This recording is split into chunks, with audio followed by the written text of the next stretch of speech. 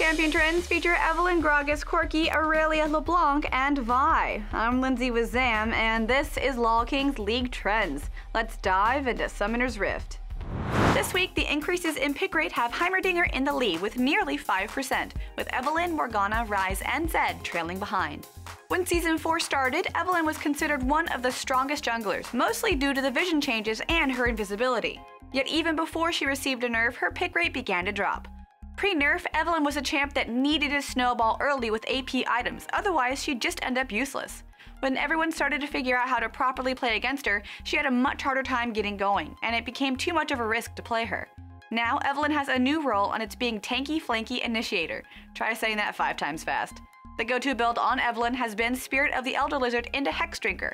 This gives her both the damage she needs in the early game, as well as a bit of tankiness with the shield Hexdrinker provides. Follow this up with a Banshee's Veil and a Randuin's, and you got yourself a fairly solid build. The shield Evelyn gets with her ultimate Agony's Embrace scales with both armor and magic resist, so the tank items you buy on her becomes even more effective.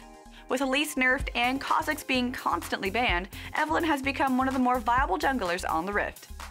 Champs the decrease in pick rate has Kha'Zix up first, with Sivir, Kassadin, Gragas, and Annie rounding out the list. Even though the Fat Man hasn't been touched by Riot recently, he has been picked less in both competitive and solo queue, and there's a rework waiting for him on the PBE that might make him get played even less. Worst present ever. Lately, we've been seeing players favoring assassins or poke-heavy champions like Zed, Leblanc, Nidalee, and Ziggs. That may be because some of these champions, Leblanc and Ziggs in particular, are really good against Gragas. This Drunken Brawler is still a very strong champion and a good pickup in many situations. He can be strong in the laning phase with his burst potential and a big presence in teamfights with his exploding cask. It simply seems that the taste for large, drunken men is not everyone's flavor. Except mine. Giggity. Increases in win rate this week have Sejuani leading the charge. Gangplank, Twisted Fate, Nunu, and Corky finish off a list. Corky may not be considered one of the strongest marksmen on the Rift, but he can definitely pack a punch. Corky has dropped from the face of the earth after the change to his Q, Phosphorus Bomb. The nerf to his Q made it more difficult to land, which was a good balance to his high damage output. If you are able to hit his Q, he can still combo it out and dish out a big serving of damaged pie. Corky is also arguably better at sieging and poking towers than he was before. With the extra range on his Q and his rockets, he's able to harass people endlessly under tower. SKT Piglet brought out Corky recently in an OGN matchup against the KT Arrows, and it didn't work out as well as he had hoped. Other marksmen/women just seem to be a tad bit stronger than this crazy flying Yordle. Champ to the biggest decrease in win rates has Heimerdinger up first, with Brand, Anivia, Elise, and Aurelia following behind. Alliance's Wicked is basically the only person that plays Aurelia anymore.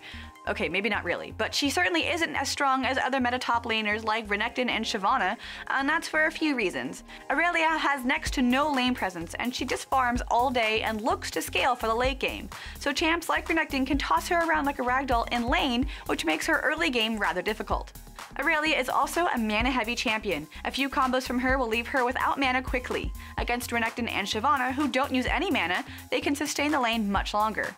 It simply takes Aurelia too long to get to the point where she is strong.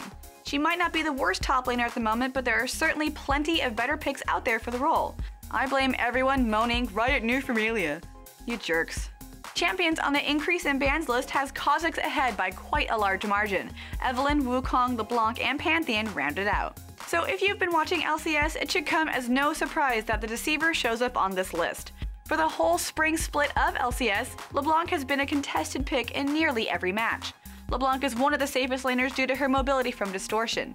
It's incredibly hard to actually catch a LeBlanc and get a successful gank against her lane.